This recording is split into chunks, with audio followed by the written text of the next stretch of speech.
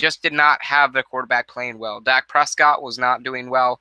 Dez Bryant only caught a couple passes, and not very many yards. And the Bravehearts just floundered. The Watchmen just floundered. The Bravehearts took advantage of it and won 12-7. And finally,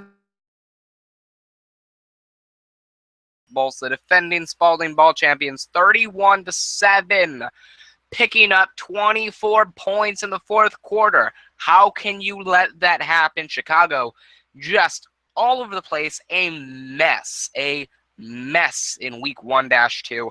I'm surprised any of the players still have their jobs. I'm surprised Jay Cutler is still backing the Chicago's team.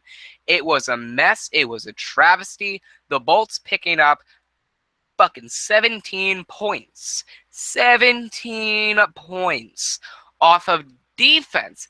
Defense alone. That's enough to bring the Bolts to maybe the top position in the entire Pacific Division. Kicking the shit out of the Chicago's team. I was absolutely surprised at this outcome. Final score, Los Angeles moves to 1-0, and Chicago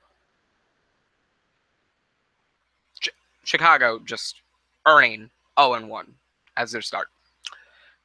We've got some questions here to answer. And first off, are the Vegas Raiders capable of making a playoff run? I'm going to say no. Management is horrible. Their offensive line is trash. Their quarterback is getting better. Their defense is getting better. Their receiving core is awful. And they've got a tough schedule. They've got a tough season. I don't think they're going to break even. And that's my answer to that. Are the Atlanta Bravehearts the top team in the Pacific Division? No. By no means are they the top team in the division. The Watchmen, Dak Prescott, quarterback, just was not on point this past week.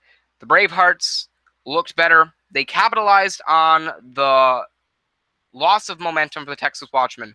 That does not make them the top team in the Pacific Division, especially when the Los Angeles Bolts are still around. No, they are not the top team in the Pacific Division. Next question is, should Sioux Falls, Manhattan, Austin, Alabama, Miami, or San Francisco get a Unitards Football League team? I'm going to say no to Sioux Falls and Alabama.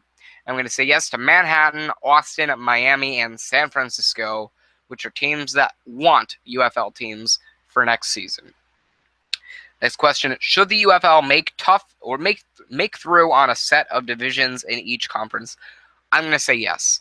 Picking a team to make it to the postseason, the top team in one division, the top team in another division, and a wild card from one of the other two divisions, or one of the divisions.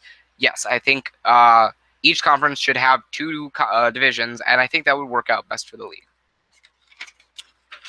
And now, favorites to make Spalding Ball 3 after week 1. I'm going to go with, in the Atlantic Division, the New York Sentinels and the Connecticut Stampede. And in the Pacific Division, the Los Angeles Bolts and the Texas Watchmen. I still like the Watchmen, and I think they will improve next week.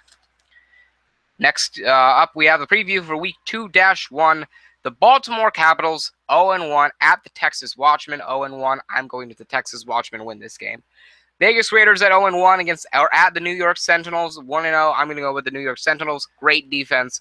Offense is not too shabby, and I'm liking the Sentinels this season. Seattle Avengers at 1-0 against the Los Angeles Bolts at 1-0. I'm going to go with upset alert. The Seattle Avengers pick up the win over the Los Angeles Bolts. Listen, the Avengers are no shy team away from the Pacific the Pacific Conference, and while the Bolts are an incredible team, I think the Avengers are going to come out swinging this season and swinging next week or this week, and I think that's what we're going to be witness to. Thank you guys for watching. This was UFL ReWind episode 2 for season 1. Thank you guys for watching. I hope you enjoyed. Remember to like, comment, and subscribe for more.